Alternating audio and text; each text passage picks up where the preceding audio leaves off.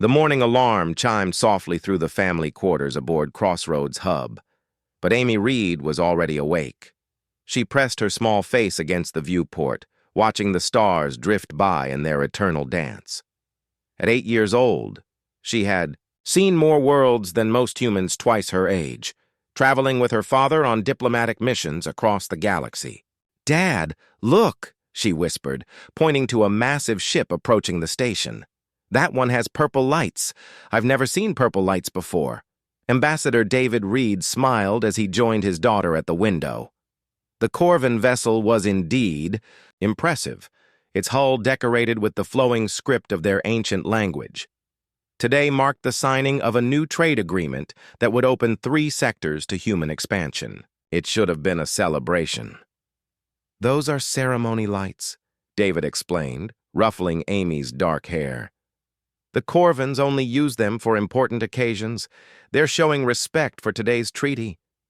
Amy nodded seriously, the way children do when they're trying to understand adult matters. She had attended dozens of these diplomatic meetings, sitting quietly in designated areas while her father negotiated with beings that looked like walking crystals, floating jellyfish, and creatures made entirely of light. To her, the galaxy was a wonderful place full of friends she hadn't met yet. The station bustled with activity as representatives from 12 different species prepared for the ceremony. Crossroads Hub served as neutral ground, a place where conflicts could be resolved through words instead of weapons. The massive structure rotated slowly in space, generating artificial gravity for the comfort of species that needed it. Gardens filled with plants from 100 worlds created peaceful meeting spaces where enemies could become allies. High Merchant Krell arrived with his delegation 3 hours before the ceremony. The Corvin leader stood nearly 3 meters tall, his scaled hide shifting colors to reflect his mood. Today, those scales showed the deep blue of satisfaction, pleased with the terms he believed would make his people wealthy beyond measure. The humans were offering access to rare earth metals in exchange for safe passage through Corvin space. It seemed like a fair deal. What the humans didn't know was that Krell had other plans. The Corvin Trade Federation had grown powerful by intimidating weaker species, taking what they wanted through carefully orchestrated accidents and mysterious attacks that could never be traced back to them. They saw humanity as another species to be controlled, their expansion to be managed according to Corvin interests. Amy spent the morning in the station's cultural center, a vast dome filled with exhibits from across the galaxy. She particularly loved the Altarian music crystals that sang when touched, and the Centauran light paintings that changed colors based on the viewer's emotions. Other children from diplomatic families played nearby, their universal language of laughter bridging the gap between species. "Earthchild," called out a young Vegan whose tentacles rippled with curiosity. "Show us your gravity games again." Amy giggled and demonstrated how humans could balance on 1 foot, something that fascinated her alien friends who either floated naturally or had too many limbs to make balance challenging. Soon, a dozen youngsters were attempting to copy her movements, creating a scene of innocent joy that would have warmed any adult heart. The ceremony began at noon, Galactic Standard Time. Ambassador Reed took his place at the negotiation table while Amy watched from the observation gallery, reserved for family members and junior staff. The formal proceedings moved slowly, each word carefully translated through the universal communication network to prevent misunderstandings. Treaties required precision, and precision took time. Krell spoke eloquently about friendship between species and mutual prosperity. His words carried the weight of centuries of Corvin tradition, painting pictures of trade routes that would benefit everyone involved. The other delegates nodded approvingly, seeing only the surface of his intentions. But 3 levels below the ceremony hall, Corvin operatives moved through maintenance tunnels with practiced stealth. They had spent weeks studying the station's layout, identifying the perfect location for their demonstration. A small plasma charge placed in Cargo Bay 7 would create impressive destruction without significant casualties. The explosion would occur just as the treaty was signed, providing the perfect excuse to demand additional security concessions from the humans. Amy grew restless during the formal speeches and asked permission to visit the educational center. Her father's aide, a kind woman named Lisa, who had helped raise Amy during their travels, escorted her through the station's corridors. The educational center offered interactive displays about galactic history, perfect entertainment for a curious child, while the adults completed their important work. The center's main attraction was a holographic display showing the formation of the Galactic Council 300 years earlier. Amy watched in fascination as the presentation showed how former enemies had learned to cooperate, sharing resources and knowledge for the benefit of all species. It seemed like a fairy tale made real, proof that the universe was fundamentally good. At exactly 1437 Galactic Standard Time, as Ambassador Reed placed his signature on the historic treaty, the plasma charge detonated. But the Corvan saboteurs had made a critical error in their calculations. The station's rotation had shifted the cargo bay's position, and the blast wave traveled through an unexpected path. The explosion tore through the educational center like the fist of an angry god. The beautiful holographic displays shattered into fragments of light, the walls buckled under impossible pressure, and the screams of children mixed with the shriek of twisting metal. Amy Reed died instantly, her small body no match for the forces, unleashed by Corvan ambition. When the emergency teams arrived, they found Ambassador Reed cradling his daughter's lifeless form. The man who had negotiated peace between warring species, who had prevented 3 conflicts through patient diplomacy, who had dedicated his life to building bridges between worlds, could only whisper her name over and over again. The station's medical team tried to help, but there was nothing to be done. Amy was gone, along with 6 other children from various species who had been learning about friendship and cooperation when death found them. The Corvan operatives, horrified by their mistake, quickly activated their cover story about faulty human technology causing the accident. High Merchant Krell arrived at the scene within minutes, his scales now shifting to the pale yellow of shock and concern. He offered immediate assistance, demanded a full investigation, and expressed his people's deepest sympathies for the tragic accident. To anyone watching, he appeared to be a model of diplomatic concern. But Ambassador Reed looked up from his daughter's body with eyes that no longer held any trace of the optimism that had made him one of humanity's best diplomats. The man who had believed in the fundamental goodness of galactic civilization had learned a terrible lesson about the true nature of those he had called friends. The galaxy would soon learn about human nature in return. Dr. Yara Singh had been monitoring deep space communications for the Galactic Council for 15 years, but she had never seen anything like this. The human communication networks, which had buzzed with constant chatter about trade routes, scientific discoveries, and cultural exchanges, had gone completely silent. It wasn't a technical failure or system maintenance. Every human transmission from every colony, research station, and diplomatic outpost across 3 sectors had simply stopped. "Run the diagnostic again," she told her assistant, a young Altarian whose crystalline fingers danced across the control panels with impossible speed. There has to be an explanation, but there wasn't. The humans had withdrawn from galactic society as completely as if they had never existed. Their merchant ships stopped arriving at scheduled ports. Their researchers abandoned joint projects without explanation. Even their emergency beacons fell silent, leaving their scattered outposts invisible to routine scans. On the agricultural world of Green Valley, human colonists received emergency recall orders through encrypted channels that bypassed all galactic monitoring systems. Farm equipment sat abandoned in fields heavy with unharvested crops. Livestock wandered unattended through empty settlements. Within 72 hours, 800 colonists had vanished as if they had never existed. The evacuation was so swift, and complete that their alien neighbors only realized something was wrong when the weekly market day came and went without a single human vendor. The Bulgarian traders who had come to depend on human grain shipments found empty storehouses and sealed buildings. No goodbye messages, no forwarding addresses, no explanation of any kind. Captain Rex Thornton sat in his private quarters aboard the merchant vessel Wanderer, staring at the recall order that had ended his most profitable mining operation in 20 years. The asteroid field they'd been working contained rare isotopes worth a fortune on the galactic market. His alien business partners couldn't understand why he was abandoning such a lucrative venture.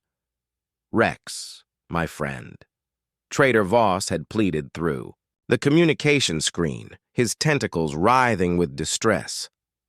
"Surely your government will understand the importance of this operation. We are so close to the big strike, the one that will make us all wealthy." Rex looked at his old partner, with eyes that held no warmth. They had worked together for 5 years, shared meals, celebrated successful ventures, even saved each other's lives during a pirate attack near the Rim. But now Rex saw him as the galaxy saw humanity, useful, but ultimately expendable. "A child was murdered," Rex had said quietly. "That's all you need to know." The communication had ended there. Wanderer departed that same hour, leaving behind equipment worth millions of credits and relationships built over decades. Rex's crew, all human, had asked no questions. They understood in ways their alien friends never could. Chancellor Neith convened an emergency session of the Galactic Council to address the human withdrawal.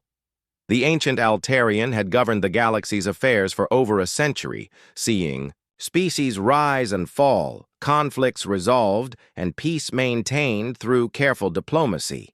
But he had never witnessed an entire civilization simply vanishing from galactic society.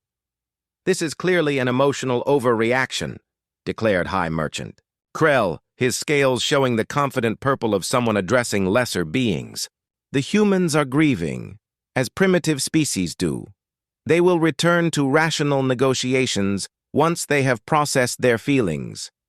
Perhaps we can offer additional compensation to speed their recovery." Other delegates murmured agreement. The IE Centauran representative noted that their species had lost children to accidents as well, but they understood that individual lives were statistically insignificant compared to the greater good. The Vegan ambassador pointed out that their reproduction rate meant losing a few offspring was merely a minor setback, not grounds for disrupting galactic commerce. Only Ambassador Corin of the Tau-Cetian Empire expressed concern. His people had fought wars against humans during First Contact, before Earth joined the galactic community. He remembered the ferocity of human soldiers protecting their colonies, the way they seemed to fight harder when their young were threatened. "You misunderstand. Human nature," Corin warned the assembly. "They do not see individuals as statistics. Each human child represents something precious to their entire species. We may have awakened something we are not prepared to face." The other delegates dismissed his concerns. Humans were useful traders and decent diplomats, but hardly a military threat. Their small fleet of exploration vessels and modest defense forces posed no danger to the established galactic powers. The withdrawal was inconvenient, but temporary. Meanwhile, in the Sol system, something unprecedented was happening. Every human ship, from the largest colony transport to the smallest research vessel, was returning home. The night sky above Earth, filled with arrival signatures as humanity's far-flung children came back to their birth world. Orbital stations designed for thousands accommodated hundreds of thousands. The asteroid belt swarmed with construction activity as new habitats rose from raw materials. General Patricia Stone had never expected to implement the Exodus Protocol. The contingency plan had been developed decades earlier when humanity first ventured into the galaxy and military planners considered what might happen if they encountered insurmountable hostility. Every human settlement maintained sealed orders. Every ship carried encrypted instructions. Every citizen understood that the call to return home meant civilization itself was at stake. "How many are we expecting?" she asked Admiral Jack Sterling, as they watched the latest batch of arrivals on the main display. "Every human citizen outside the Sol system," Sterling replied grimly. "Approximately 12 million people from 97 worlds and installations. They're coming home." Earth's surface buzzed with activity as returning colonists shared their stories.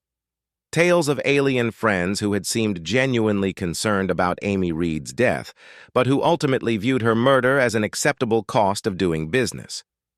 Partners who had worked alongside humans for years, but who couldn't understand why one child's death should disrupt profitable relationships. Dr. Morgan Hayes, Earth's leading expert on alien psychology, compiled report after report for the Global Defense Council. The data painted a disturbing picture of humanity's place in galactic society.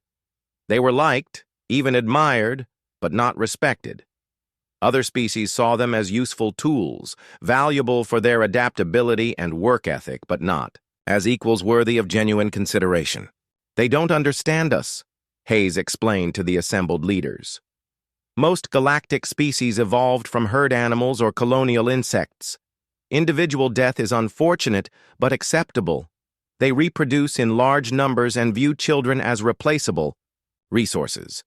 But humans bonded in small family groups. Every child represents enormous investment and emotional attachment. Killing one human child isn't just murder to us. It's an attack on everything we value." The analysis revealed the true depth of the crisis. The galaxy hadn't simply failed to punish Amy's killers.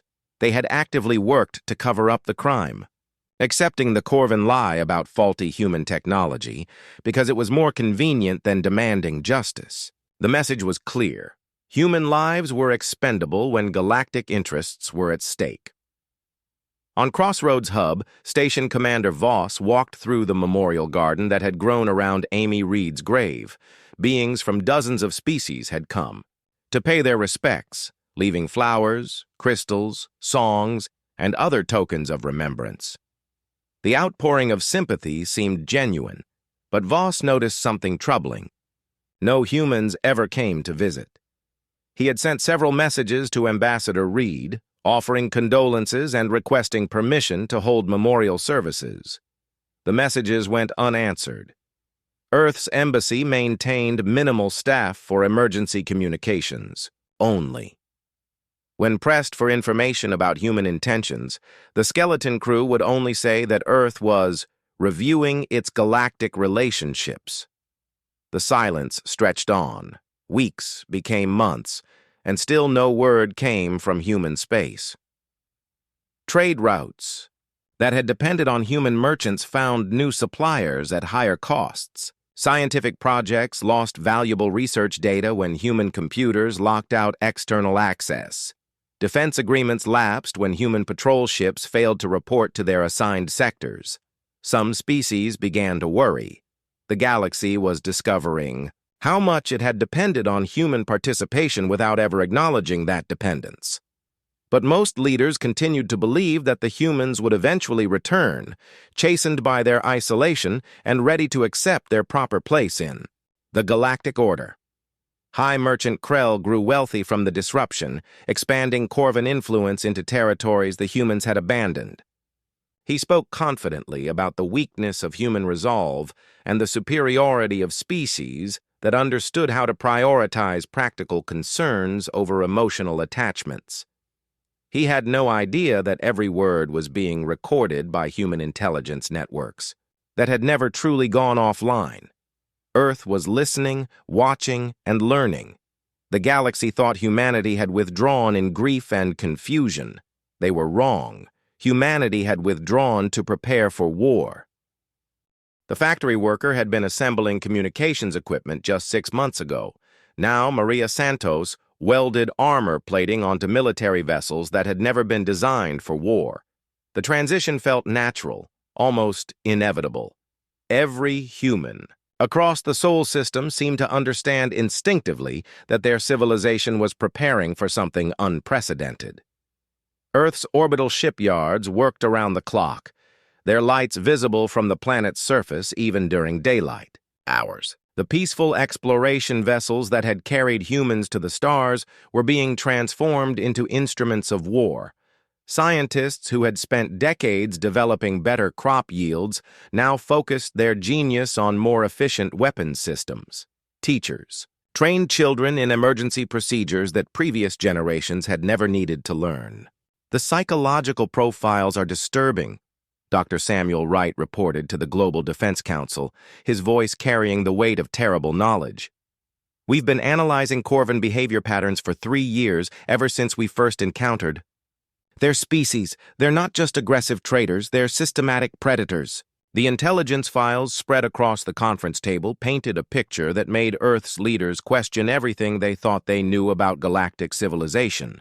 The Corvans had orchestrated 17 separate incidents over the past decade, each one carefully disguised as an accident or natural disaster. Species that refused to yield to their demands found their colonies suffering mysterious equipment failures, their trade ships experiencing life support malfunctions, their diplomatic representatives dying in tragic accidents.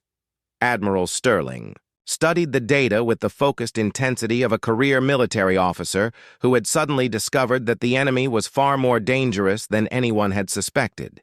The human fleet had been designed for exploration and light defense, sufficient to protect against pirates and minor conflicts. They were facing an opponent that had been perfecting the art of hidden warfare for centuries. How many other species? No, General Stone asked, her fingers drumming against the table in a pattern that revealed her growing anger. None, Wright replied grimly.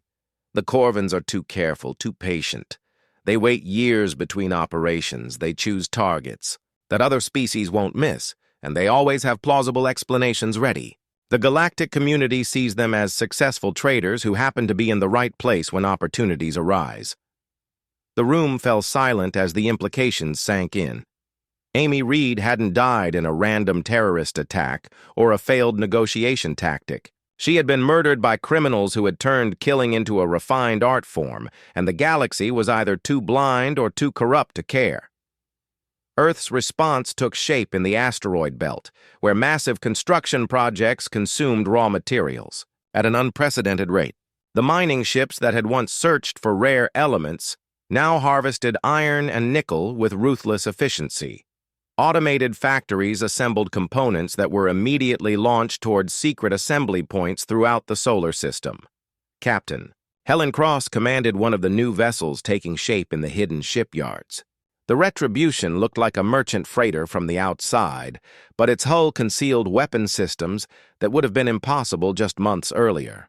Human engineering, freed from the constraints of galactic regulations and peaceful intentions, had produced innovations that surprised even their creators.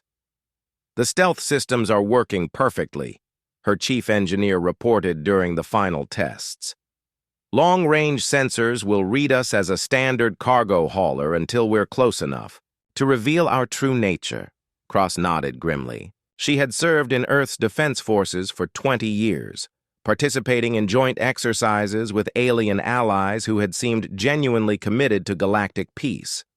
Now she wondered how many of those allies had known about Corvan activities and chosen to look the other way. The thought filled her with a cold rage that would have frightened her former self. The recruitment centers on Earth overflowed with volunteers who understood that their species was preparing for war. But this wasn't the desperate conscription of a civilization under siege. These were people who had chosen to fight, who had watched the galaxy ignore their child's murder and decided that such indifference could not be tolerated. Dr. Lisa Park, who had accompanied Amy Reed to the educational center that terrible day, now served as a tactical analyst for the emerging fleet. She studied alien defensive capabilities with the same methodical precision she had once applied to archaeological research. Every species had weaknesses, blind spots in their military thinking that peaceful humans had never needed to exploit. The Corvans expect resistance to follow established patterns, she explained to the assembled ship commanders. Most galactic species fight defensive wars, trying to minimize casualties and preserve infrastructure. They negotiate when losses become unacceptable, accepting compromise solutions that allow everyone to claim partial victory. But we're not going to fight that kind of war. The fleet taking shape around Earth represented humanity's answer to galactic indifference. Ships designed to look innocent until the moment they revealed their true nature. Weapons that could cripple entire installations without harming civilian populations. Most importantly, tactics that no alien species had ever encountered because they required a level of coordination and sacrifice that herd-minded beings couldn't comprehend. Intelligence networks that the galaxy had never suspected transmitted constant updates about Corvan activities. Human traders had spent decades building relationships with minor species, learning their languages, understanding their cultures. Those connections now served a darker purpose, providing real-time information about enemy movements and vulnerabilities. Daku, Bulgarian merchant who had mourned the loss of human grain shipments, received a carefully coded message through channels he didn't know existed. His grateful response to seemingly innocent questions about Corvan patrol routes would help human war planners identify the perfect moment to strike. He would never realize his role in what was coming. Chancellor Neath called another emergency. Session of the Galactic Council as reports filtered in about unusual activities in human space. Long-range sensors detected massive construction projects, unusual energy signatures, and ship movements that didn't match any known pattern. The ancient Altarian had governed through 3 major wars and dozens of minor conflicts, but he had never seen anything like this. "Perhaps we should send a diplomatic mission," suggested the Centauran ambassador, his voice carrying the reasonable tone of someone who believed that all problems could be solved through proper communication. "The humans may require assistance in processing their grief. We could offer counseling services, cultural exchange programs, anything to help them return to normal galactic relations." High Merchant Krell supported the suggestion with enthusiasm that his subordinates found troubling. The Corvan leader had grown increasingly confident over the past months, expanding his people's influence into former human territories with aggressive efficiency. But his inner circle worried that their leader was becoming reckless, taking risks that a more cautious predator would avoid. "The humans are clearly struggling with the complexities of galactic civilization," Krell declared to the assembly.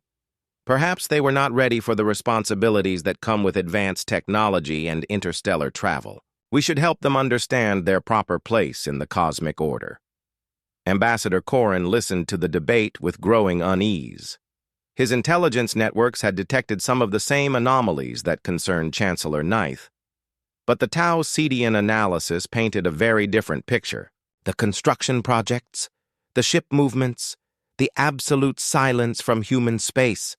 It looked like a species preparing for total war. "I urge caution," he warned the council. "The humans may be planning something unprecedented. We should not mistake their withdrawal for weakness or confusion. They may be preparing to respond in ways that we cannot predict or control." The other delegates dismissed his concerns with the confident superiority of beings who had never needed to question their assumptions. Humans were useful, but ultimately minor players in galactic affairs. Their withdrawal was inconvenient, but temporary. Whatever they were building in their isolated solar system couldn't threaten the established order. They were about to learn how wrong they could be. On Earth, in a secure facility buried beneath the Swiss Alps, the final preparations were taking place. Every human who had ever served in a diplomatic post was debriefed about alien capabilities, cultural weaknesses, and psychological blind spots. Every trader shared intelligence about supply lines and shipping routes. Every researcher contributed data about alien technology and its limitations. The plan that emerged from this massive intelligence-gathering effort was both elegant and terrifying in its scope. Humanity would not simply strike back at the Corvans. They would demonstrate to the entire galaxy that human children were not acceptable casualties in anyone's political calculations. The lesson would be taught with precision, overwhelming force, and absolutely no mercy for those who had mistaken human civilization for human weakness. Ambassador David Reed sat in his private quarters, looking at a holographic image of Amy playing in the station's garden just hours before her death. His daughter's laughter echoed through his memories, mixing with the sounds of construction and preparation that filled human space. Soon, the galaxy would understand what they had awakened when they decided that one human child's life was an acceptable price to pay for their indifference. The mining station at Kepler-7 had operated for 60 years without interruption, its automated systems extracting precious metals from the asteroid field, while Corvin overseers counted profits that funded their empire's expansion. Security Chief Thane had grown complacent during his 5-year assignment, treating his post as a comfortable retirement position where the greatest danger came from equipment malfunctions and worker disputes. His morning routine included checking the long-range sensors for approaching vessels, a task that had become purely ceremonial. Nothing ever approached Kepler-7 without proper authorization codes and advanced scheduling. The facility sat deep in Corvin space, protected by patrol fleets and defense stations that no enemy had ever challenged. That's why Thane stared at his displays for a full minute before accepting what he was seeing. Unknown contacts were emerging. From hyperspace at the system's edge, their energy signatures unlike anything in the galactic database. The ships appeared to be merchant vessels, but there were too many of them, and they were approaching in a formation that no peaceful trader would use. "Send the standard challenge," Thane ordered his communications officer, his voice carrying the authority of someone who had handled hundreds of routine encounters. "Demand identification and flight plans. If they don't respond, signal the patrol. Squadron." The response came immediately, broadcast across all frequencies in perfect galactic standard. For Amy Reed, aged 8 years, murdered by Corvin terrorists. For every human child who will never know fear again. This is justice. Thane had just enough time to reach for the emergency alert before the first human ships revealed their true nature. The innocent-looking cargo haulers transformed into weapons, platforms that unleashed destruction with surgical precision. Kepler-7's defensive systems, designed to repel pirate raids and minor attacks, crumbled under an assault that seemed to come from everywhere at once. The mining facility's shields lasted 17 seconds. Its weapon batteries were destroyed before they could fire a single shot. Its communications array vanished in a ball of plasma that left the station blind and helpless. But the attacking humans followed rules of engagement that no galactic species had ever encountered. Not a single civilian area was targeted. Not one worker habitat suffered damage. The assault focused entirely on military installations and left everything else untouched. Admiral Sterling observed the battle from the command deck of the flagship Vengeance, watching his carefully planned operation unfold with mechanical precision. 2 years of preparation had produced a fleet that could appear anywhere in the galaxy without warning, strike with overwhelming force, and vanish before enemy reinforcements could respond. The humans had learned from every alien tactical manual. They could acquire, then develop strategies that no alien mind had ever conceived. "Facility neutralized," reported Captain Cross from the assault coordinator position. "All military assets destroyed, civilian casualties 0, mining operations intact but offline." Sterling nodded grimly. The plan called for demonstrating humanity's new capabilities while making it clear that their war was with the Corvin military establishment, not with ordinary workers trying to make a living. The message would spread through galactic communication, networks within hours. Humans could destroy anything they chose to target, but they chose their targets with careful precision. "Deploy the message beacon and begin withdrawal," Sterling ordered. "Next target in 6 hours." The beacon left behind. At Kepler-7 transmitted a simple message to anyone who arrived to investigate. "One down. Amy Reed is not forgotten." High Merchant Krell received news of the attack while attending a celebration on the Corvan homeworld, where he was being honored for his successful expansion into former human territories. The report seemed impossible at first. Humans didn't have military forces capable of such an operation. Their fleet consisted of exploration vessels and light patrol craft, nothing that could threaten a properly defended installation. "Show me the tactical recordings," he demanded, his scales shifting to the angry red of a predator who had discovered unexpected resistance. The holographic display revealed the truth that would haunt Corvan nightmares for generations to come. The human attack had been perfectly coordinated, utilizing weapons and tactics that no intelligence service had predicted. Ships that looked like harmless merchants had revealed devastating firepower. Formations that appeared random had delivered precise strikes from impossible angles. The assault had been conducted with a level of military sophistication that challenged everything the galaxy thought it knew about human capabilities. "How many ships?" Krell asked, his voice tight with the first traces of genuine fear he had experienced in decades. "Long-range sensors detected 47 vessels initially," his intelligence chief reported. "But the attack patterns suggest at least twice that number were actually present. Their stealth technology is far more advanced than our files indicated." Krell stared at the tactical display, trying to comprehend how the species he had dismissed as emotional and primitive had managed to surprise the galaxy's most successful predators. The humans had vanished as quickly as they had appeared, leaving behind only destruction and a message that promised more attacks to come. The second target revealed the true scope of human planning.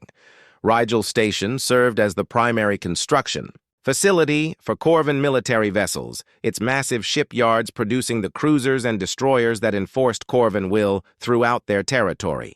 The station's defenses included orbital weapons platforms, patrol squadrons, and shield generators that could repel sustained assault by any known enemy. The human fleet emerged from hyperspace in 3 waves, each one appearing to be a different type of force. The first wave looked like merchant vessels approaching for routine trade negotiations. The second resembled scientific research ships seeking permission to study the system's unusual stellar phenomena. The third appeared to be a diplomatic convoy, carrying negotiators and cultural representatives. Admiral Sterling had studied every aspect of galactic military doctrine during his months of preparation. Enemy commanders expected attacks to follow predictable patterns because every known species fought the same way. They concentrated their forces, announced their intentions, and gave defenders time to prepare proper responses. Humans were about to demonstrate that they fought differently. The 3 waves struck simultaneously from different vectors, their true nature revealed only when weapons ports opened and missiles launched. The attack was so coordinated and overwhelming that Rigel Station's defenders never had time to respond effectively. Shield generators died before they could reach full power. Weapon platforms exploded while their targeting systems were still identifying threats. Patrol squadrons found themselves surrounded by enemies that had appeared from directions that should have been empty space. The battle lasted 9 minutes. When it ended, every military installation around Rigel Station had been reduced to scrap metal, but the civilian areas remained untouched. Human boarding parties secured key facilities with surgical precision, accepting surrender from defenders who had never imagined that their impregnable fortress could fall so quickly. Captain Helen Cross led the assault team that captured the station's command center, where Corvan officers stood in shocked silence among their ruined equipment. The humans moved with practiced efficiency, securing weapons and gathering intelligence while treating their prisoners with a courtesy that none of them had expected. "You are prisoners of war," Cross announced to the captured Corvan commander. "You will be treated according to galactic conventions and repatriated once this conflict ends. Your civilian population will not be harmed if they do not interfere with our operations."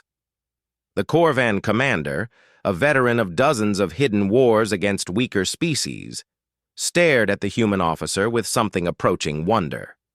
His people had built their empire on the principle that might made right, that superior force justified any action. But these humans wielded overwhelming power with a restraint that he could not comprehend. "Why?" he asked in halting galactic standard. "Why spare us? Why protect civilians? You could take anything you wanted." Cross looked at him with eyes that held no trace of the mercy he had experienced from her forces. "Because we are not Corvins," she said simply. "We do not murder children and call it business." News of the second attack spread through the galaxy faster than the first, carried by merchant vessels and communication relays that could not be censored or controlled. The impossible had happened twice in one day, and suddenly every species was forced to confront a new reality.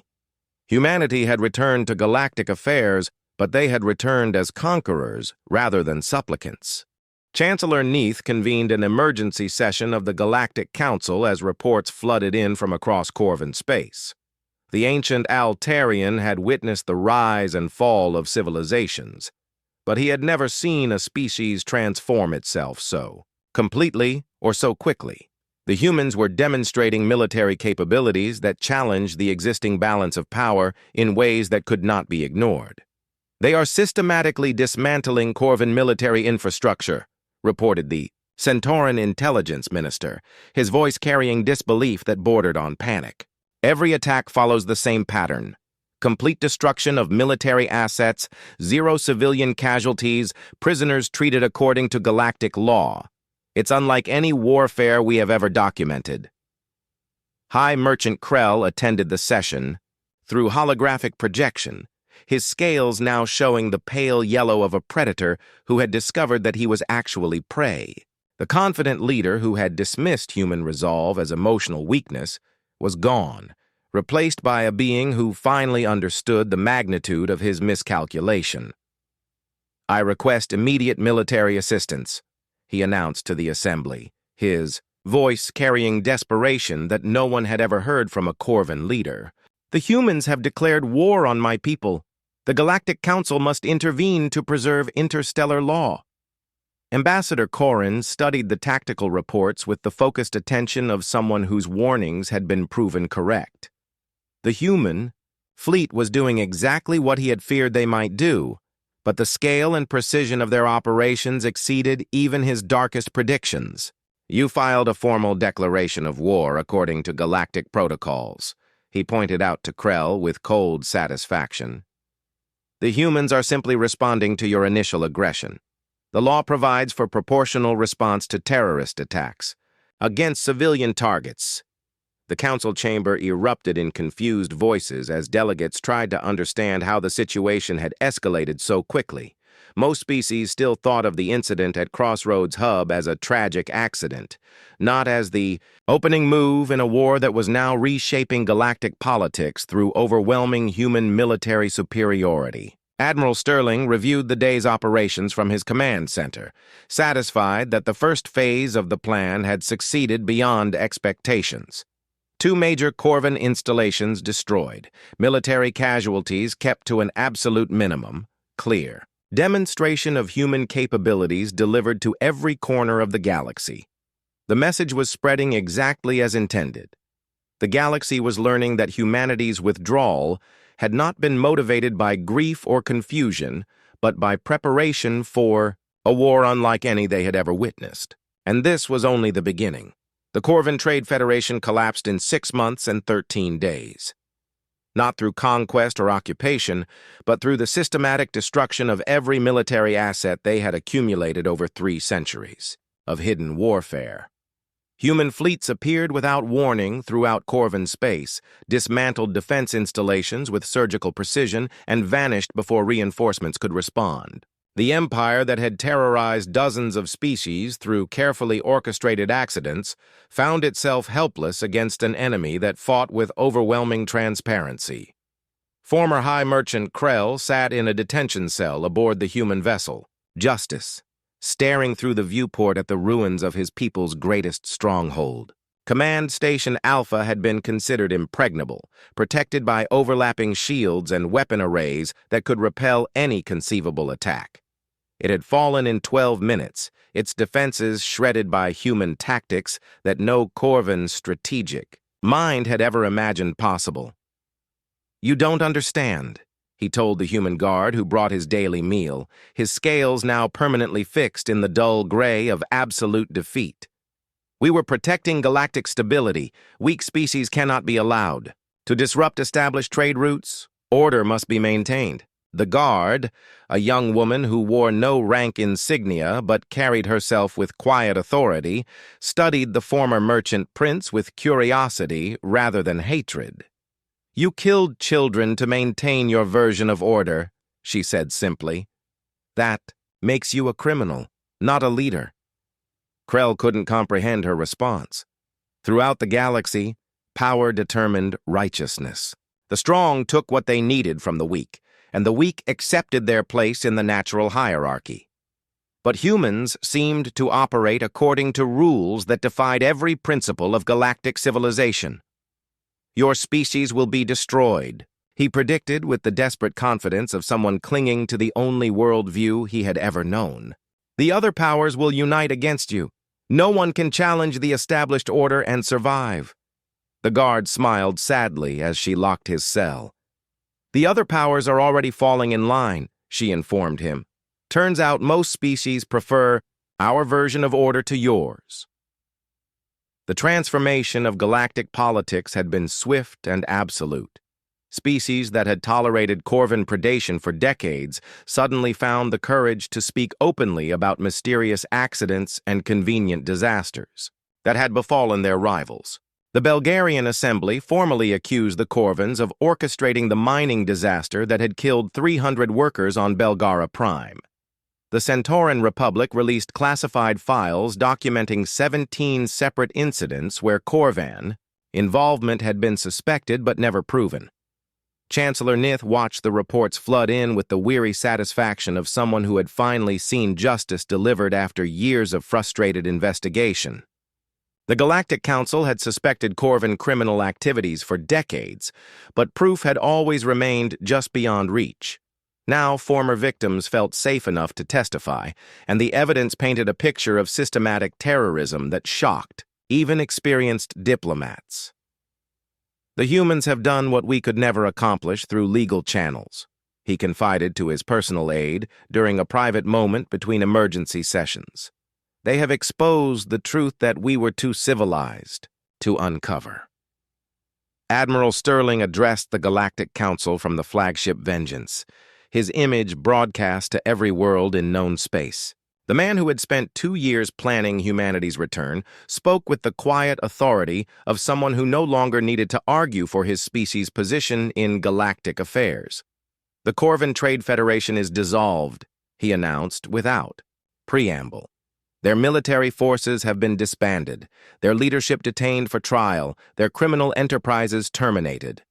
This action was taken in response to the terrorist murder of Amy Reed and 17 other documented attacks against civilian populations." The council chamber fell silent as delegates absorbed the implications of his words. No single species had ever exercised such power over galactic affairs. The established order of careful negotiations and diplomatic compromise had been replaced by human military supremacy that brooked no challenge. "Furthermore," Sterling continued, "Earth hereby establishes the Amy Reed Doctrine. Any act of violence against non-combatant children, regardless of species or political justification, will be considered an act of war against humanity. Our response will be immediate, overwhelming, and without negotiation." Ambassador Corrin leaned forward in his seat, recognizing the historical significance of the moment. The humans were not simply announcing their victory over the Corvins. They were declaring themselves the protectors of every child in the galaxy, backed by military force that had proven unstoppable. "What gives you the right to impose your will on sovereign species?" demanded the Vegan representative, his tentacles writhing with indignation that barely concealed his fear. Sterling's expression didn't change, but something in his eyes promised consequences for those who might test his resolve. "The same right that allowed the Corvins to murder children for profit," he replied coldly. The difference is that we use our power to protect the innocent rather than exploit them. The vote on humanity's proposal was unanimous, not because the delegates agreed with human values, but because they understood that disagreement was no longer a viable option. The species that had dismissed human grief as emotional weakness now found themselves subject to human justice whether they approved or not.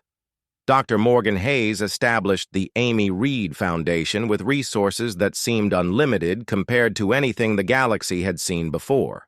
Human wealth, accumulated through decades of careful trading and investment, now flowed toward a single purpose: ensuring that no child of any species would face the threat that had claimed Amy's life. The Foundation's first initiative involved placing human protection details on every major station and world where children might be vulnerable. These weren't occupying forces in any traditional sense. They were small teams of specialists who worked alongside local security to identify and eliminate threats before they could develop. But everyone understood the implicit message: harm a child anywhere in the galaxy, and humanity would respond with the full force of their revealed military might. Captain Helen Cross found herself assigned to Crossroads Hub, the station where Amy Reed had died, and where her father now maintained a memorial garden that had become a pilgrimage site for beings across the galaxy. The irony wasn't lost on her, that she was protecting the place where human innocence had been murdered by those who thought such acts carried no consequences. "It's beautiful," commented a young Altarian visitor as she watched Cross tend to the earth flowers that somehow thrived in the station's artificial environment. "But why do humans come here to grieve? The child is gone. No amount of mourning will bring her back." Cross looked up from the memorial roses, their red blooms a stark reminder of the blood that had been spilled in this place. "We don't come here to grieve," she corrected gently. "We come here to remember why we fight." The memorial had grown beyond its original boundaries, expanding into a complex of gardens, libraries, and educational centers dedicated to promoting understanding between species. But at its heart remained a simple plaque bearing Amy Reed's name and a promise that no other child would die for the convenience of galactic politics. Ambassador David Reed served as the Foundation's director, his diplomatic skills now focused on preventing the kind of conflicts that had claimed his daughter's life. The man who had once believed in the fundamental goodness of galactic civilization had learned to trust but verify, to extend friendship while maintaining the strength, to enforce justice. Amy would have liked this place, he told visitors who asked about his daughter's dreams and aspirations. She believed that different species could learn to understand each other, to build something better together than any of us could create alone. She was right about that, but she couldn't have imagined the price we'd pay to make it happen. The galaxy settled into its new reality with surprising speed. Trade routes reopened under human protection. Scientific collaborations resumed with enhanced security protocols. Diplomatic conferences proceeded with the quiet efficiency of beings who understood that certain behaviors would no longer be tolerated. Species that had once competed through hidden warfare and manufactured accidents found themselves cooperating in ways that previous generations had thought impossible, not because they had suddenly developed respect for each other, but because they all shared a healthy fear of what humanity might do to those who disrupted the peace. The Tau Cetian Empire experienced an economic renaissance as former Corvin. Trade routes opened to honest competition. The Belgarian Assembly finally felt safe enough to develop the mining operations they had planned for decades. Even the Centauran Republic admitted that galactic commerce operated more efficiently when merchants didn't have to worry about mysterious accidents befalling their competitors. "The humans have accomplished something remarkable," Chancellor Nith observed during his final address to the Galactic Council before retirement. "They have created peace through strength rather than compromise through weakness. Perhaps we were wrong to believe that civilization required accepting injustice as the price of stability." His successor, a younger Altarian named Kira, who had witnessed the transformation of galactic politics, inherited a very different universe than the one Ninth had governed. The careful balance of competing interests had been replaced by human hegemony that brooked no challenge to its core principles. But those principles, centered on protecting the innocent and punishing those who preyed upon the weak, created a stability that diplomatic negotiations had never achieved. The night shift on Crossroads Hub brought a peaceful quiet that Security Chief Voss had never experienced during his years of service. Children from dozens of species played in the memorial gardens, their laughter echoing through corridors that had once witnessed Amy Reed's murder. Their safety was guaranteed by human protectors who had proven that they would go to any lengths to defend the innocent. Voss watched a group of youngsters from 6 different worlds chase each other through the playground that had been built. Near Amy's memorial, their games a living tribute to the dream of interspecies friendship that had died with her and been reborn through her sacrifice. The children played without fear, because the galaxy now understood that their protection was absolute. Above them, the stars continued their eternal dance, but the void between worlds was no longer a place where predators could hunt with impunity. Humanity had claimed the darkness as their domain, and they patrolled it with ships that could appear anywhere, strike with devastating precision, and vanish before their enemies could respond. The galaxy feared Earth now, but Earth's children and all children slept safely among the stars. Amy Reed's death had taught the universe a lesson it would never forget, that humanity would pay any price, face any enemy, and sacrifice anything necessary to protect their young. And in a small garden on a space station where innocence had been murdered and justice had been born, flowers from a distant world called Earth bloomed eternal in memory of a little girl who had believed that the galaxy was fundamentally good and whose death had made that belief reality.